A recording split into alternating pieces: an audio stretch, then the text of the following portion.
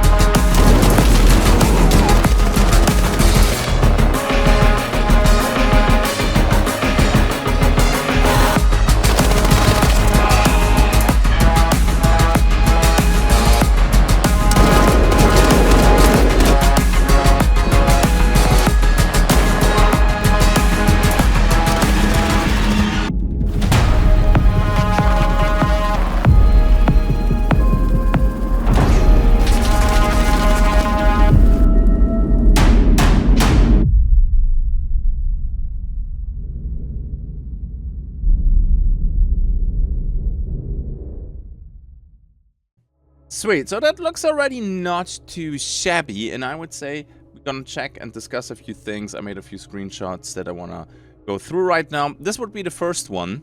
And not only do I love the weapon inspect animation, but just look at this PDA and how far that developed over the last couple months and years.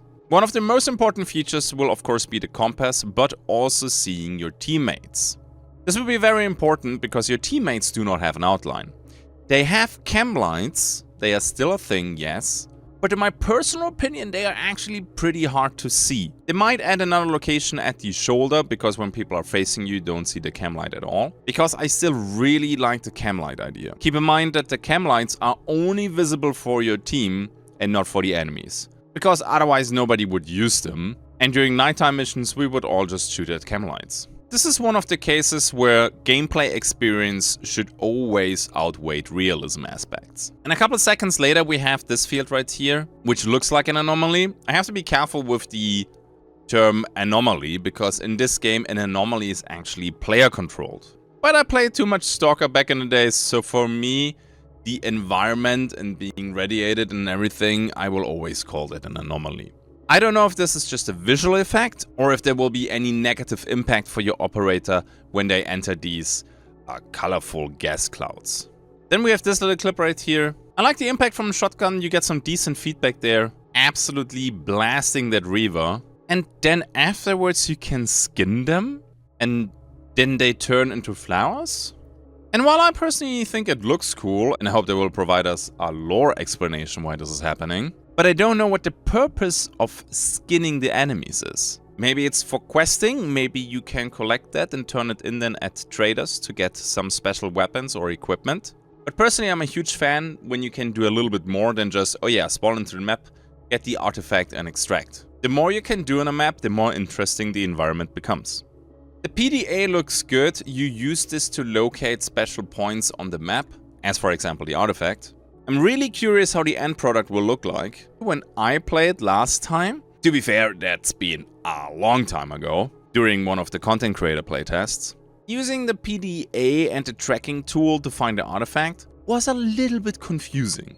So I hope I can join one of the future playtests, so I can get a better judgment about the PDA tracking. Apparently we can also create some shortcuts by pushing over some shelves, which will open up a few new attack paths, but I don't know how impactful that actually will be. The far more interesting question is, will there be environmental destruction? Can I blow up walls with C4? And then, for me personally, my favorite monster, well, Anomaly actually, will be the Juggernaut. I played a raw version of that during the last playtest and it feels fantastic already. And I know I sound repetitive during these dev update videos, but I want to eat people. That will be great. Right here we have the Shaitan, then again another scene of the Juggernaut. Then we have the laptop and, well, they updated that thing multiple times and it completely changed from what we had back in the days. You use this to create a keycard that you need to enter the vault where the artifact is located. Currently, I don't know if you will be able to use the laptop for other functions too, like for example locating POIs, or other side objectives that you might be able to complete during your mission. And then we're gonna have a look at an echo. Now you're probably wondering, what are echoes? Echoes are environmental anomalies. So you have the regular anomalies, the monsters, and everything else will be called echoes. And our little fireball here is pretty hot, I mean duh, but it deals a tremendous amount of damage. If I remember correctly, during the last playtest that I joined, it one-shotted you. Now keep in mind it was early alpha, right, so they can tune these values. But it was interesting because you had to time your approach, your rotations with the movement or the patrolling of this fireball, this echo. And in case you effed that up, well, you paid with your life. I personally think that was a bit too extreme, so I hope they will tune that down a little bit. Keep it a threat, because they want to create a hardcore game, but the orb moves fast. So running away from it is not really an option. And then we have this idle eating animation from the Juggernaut here, which is fantastic. Now, the crazy part though is, for me, the anomalies are player controlled. So I hope the eating has some sort of function in the game. Can you eat people or corpses to regain health? Maybe it works a little bit like Evolve back in the days. You can eat people and then upgrade your anomaly mid-match. I'm probably expecting now a little bit too much, but adding an animation where you can eat just for the heck of it, I mean, I would be down for that. There will most likely be a meaning behind this, and I can't wait to find out what it will actually do. This will be my highlight of Beautiful Lights, that I can play as a monster to break up all these stalemates, because lots of extraction shooters have this issue that the last team who moves wins, and yeah, be it extraction camping or whatnot, you can actually counterplay this with anomalies, or, you know, when they want to, because the anomalies might have a chance to find these people that are just, you know, they're opportunistic vultures, and then they suddenly become the prey. That would be cool. Okay, but enough of me theory crafting, let's go back to this here. And then the next one will be this screenshot right here, where you have a camera. Now, I don't know if it will just be for trailer purpose, but I could see you take control over cameras to spot where other people are. Maybe via the laptop. That would be pretty cool. And this is where you enter the vault then, and it gets very hectic from here on out, so I'm not just gonna go through any screenshots.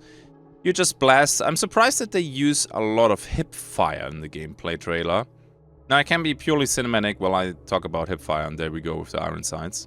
While I don't mind close-range hipfire to actually being good, it was something that I really disliked in Escape from Tarkov, that the moment you play the meta M4 with a laser, even mid-range going for the quick spray was more effective than aiming down sights and taking some proper shots.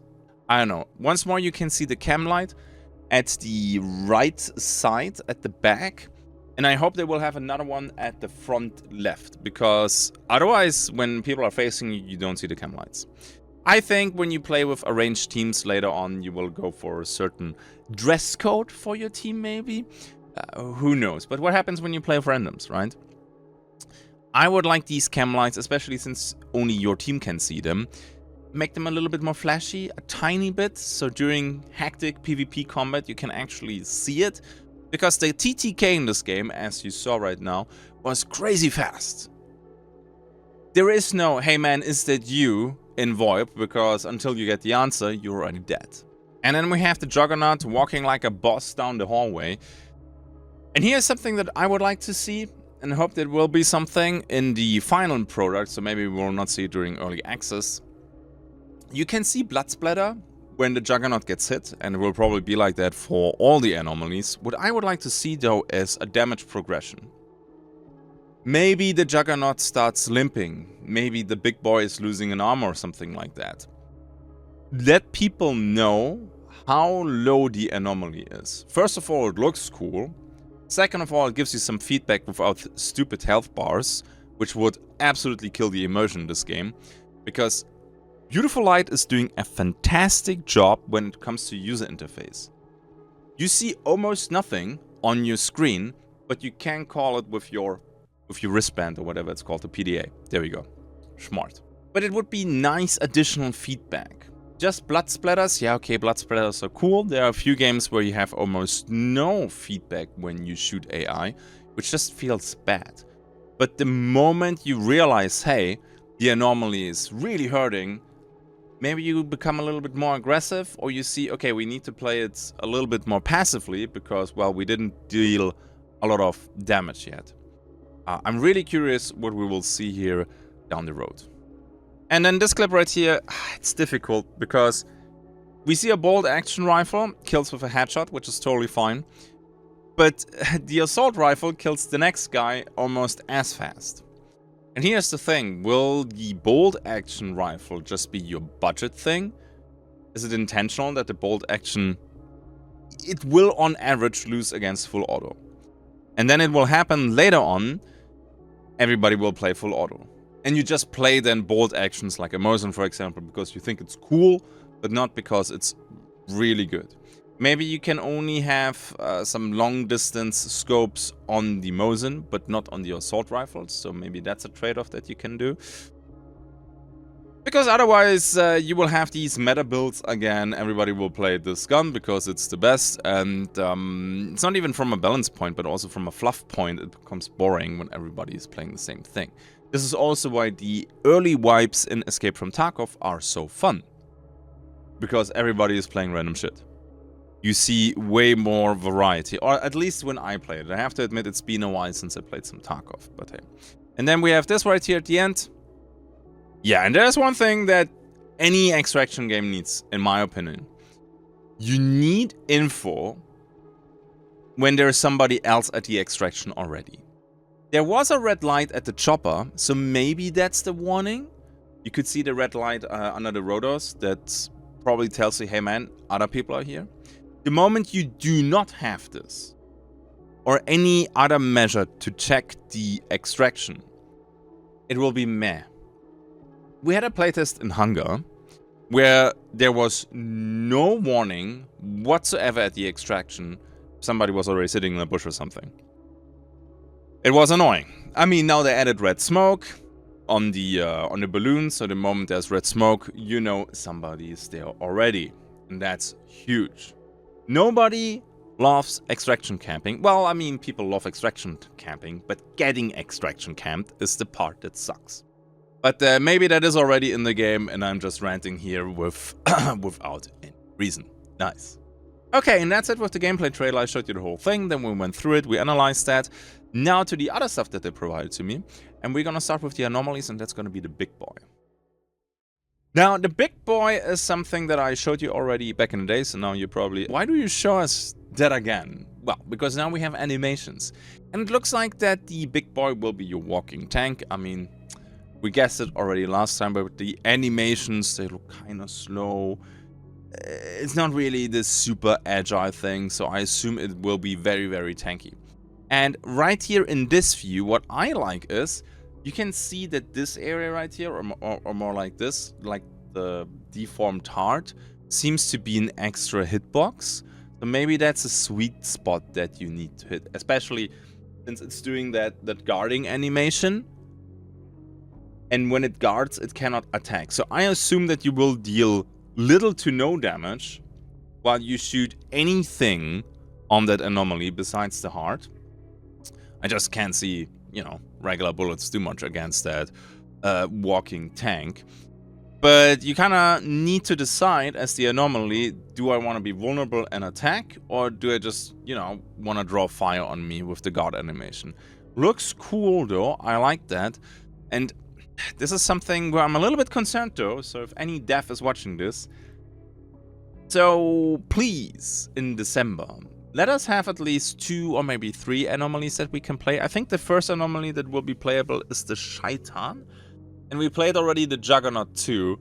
To be fair though, the climbing was kind of iffy, so I hope we get a couple to keep it spicy. Next up, I will go through some art. We have some body parts that they created as... Ugh, my lord. Yeah. So this... we have some props here that they will use to decorate the map accordingly. Yeah, beautifully disgusting, I have to say. Not much that we can really discuss here, because, yeah, we saw that in other games too. What I like is that it seems like they create this themselves. I know that they're doing a lot with placeholders. For example, there was a C4 pack that I will show you later on, and people were, they were like, oh, I know this from Rust, and, well, because Rust is using a modified thing from the marketplace, and they will do their own thing. So I think Mooney, that is somebody who's working at the team at Beautiful Light, and they will do their own models for that, which is pretty freaking cool. And then let's talk about a few character renders, so you can see how the operators will look like in the game. I like that. I'm curious how this will look in the future then. When you have a live action service game, you kind of have to pump out some skins to get a revenue stream to keep your development going, right? Logical. So how much can you actually create over years without going the, I'm exaggerating now, the pink unicorn setting, right? Oh, yeah. Nicki Minaj is jumping across my screen. This is exactly the moment where I will delete this. I know this is not the this is not the plan that Beautiful Light has, I'm just saying. Next up, let's have a look at the inventory. And I like where this is going. Clear and simple. Honestly, I don't want to talk about this too much. Because a user interface or inventory management, you only talk about it a lot when there is an issue with it. Equipment spots are clear, inventory is clear, stash is clear, you can see where you have loadouts, you can see the tabs at the top to navigate. Simple and good. But as always, if you have any 2 cents that you want to add, feel free to do so in the comment section, because very often the devs read them. And it's the same with the buying and selling. Now keep in mind they're lacking a little bit the animations for the traders yet, but I like in which direction everything is going. And now I just want to show you real quick the other renders that I have, because depending on the trader you interact with, you have of course a different environment. For example, the dog trader, a trader for all the gear that you can carry, so gas masks, combat vests, headsets, night vision. There is a lot on that back wall there.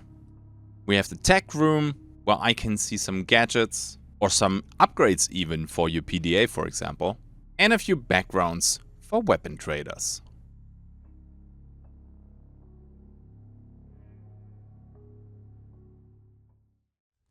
Next up, I want to talk about probably one of my, I would say, favorite ways how you can integrate maps into a game without feeling disruptive. Because this map that you see right here is not an extra screen that you open with tab or M or whatever. This is on your PDA. So you can set waypoints, it tells you the distance where you need to go, it tells you the distance how far away something is, it shows you the point of interest, it gives you a military grid. So at first glance, it has everything that you need for having an immersive but also useful map. And I wonder if the sound effects that play can only be heard by you, or maybe they can also give away your position in case the enemy can hear that as well.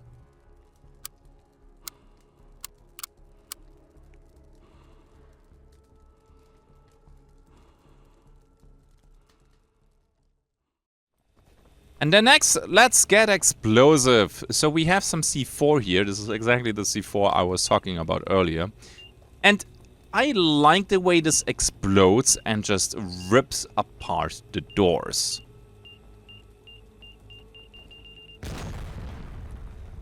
Maybe they can work a little bit with the momentum, but for a first test it looks nice. Now here's a little bit of an issue that I see, because when I watched this for the first time, I'm like, why does this door break when you shoot the iron bars? This makes no sense. Shoot the lock or shoot the hinges, that would make sense. Because using buckshot against these doors would, just by shooting the metal bars, it would do freaking nothing. So it looks a little bit goofy.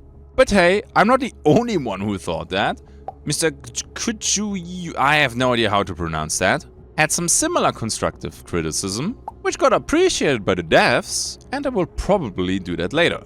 Now, this is something I like the C4 explosion, work a little bit on the velocity of the doors, and then that I can blast open doors is cool, but they kind of need to make somewhat sense, and right now they're not doing that. Like the idea, execution is something that needs some tuning, but they acknowledge that and they will probably do that. And now, we always like to talk about it, guns and what they're working on right now. And I have two clips here for you guys for the AKM, one with the suppressor and one without it.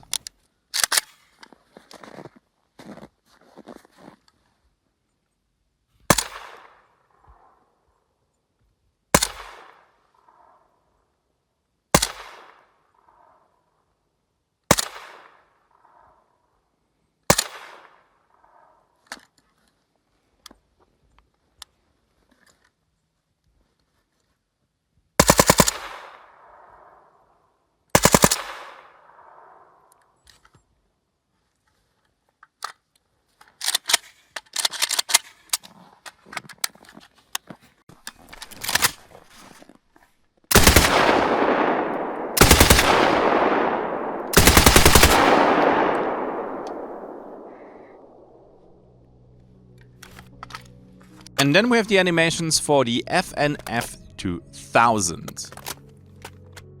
And what shocked me a little bit at the beginning when I watched this for the first time, behind the scope you have this toilet seat that flips up that's used normally to check the chamber if you have a malfunction or when your weapon is jamming. And of course I ran to the devs and I'm like, oh my god, will there be weapon jamming? And they were like, no, we don't have that planned right now. They just added that to have a complete weapon inspect animation.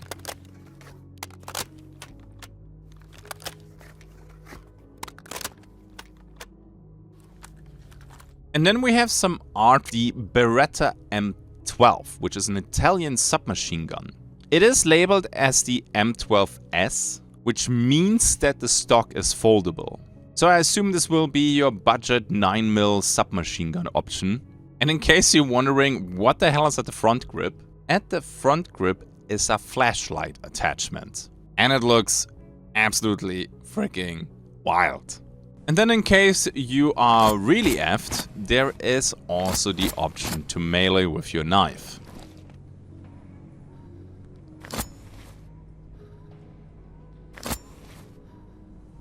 I have no idea how effective it will be. For example, stabbing somebody in Hunt Showdown is very effective. Doing a regular stab in Escape from Tarkov does borderline nothing. Well, except you hit the face. So in terms of balancing or damage potential, I don't really know where we are here. But from a visual and audio point of view, it looks pretty decent. And then once more, I want to showcase the skinning animation.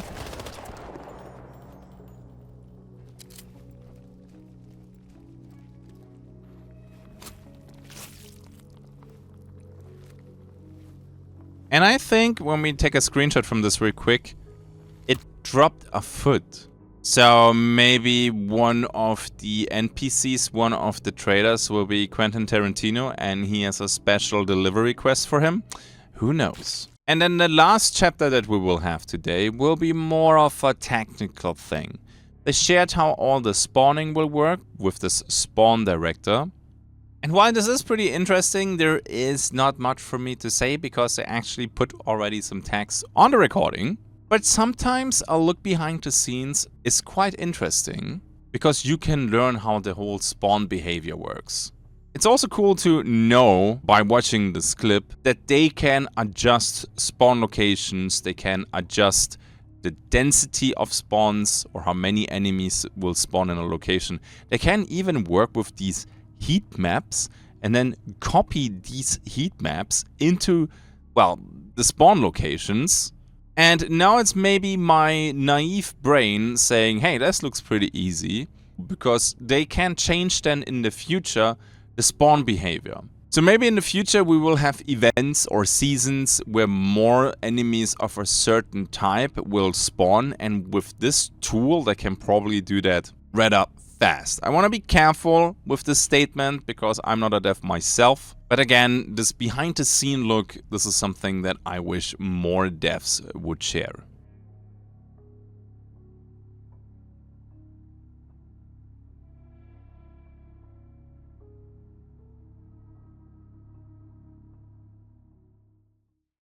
And I would say that's it for today. I hope you enjoyed today's episode of Beautiful Light News. In case you did, a like for the video would be appreciated to get, a little bit of traction here, pleasing the algorithm gods. I know, it's annoying. And in case you want to give any feedback, you can use their Discord, or, well, you can maybe use the comment section below. I'm curious what you think about the game. The game should release in December 2026, so this year.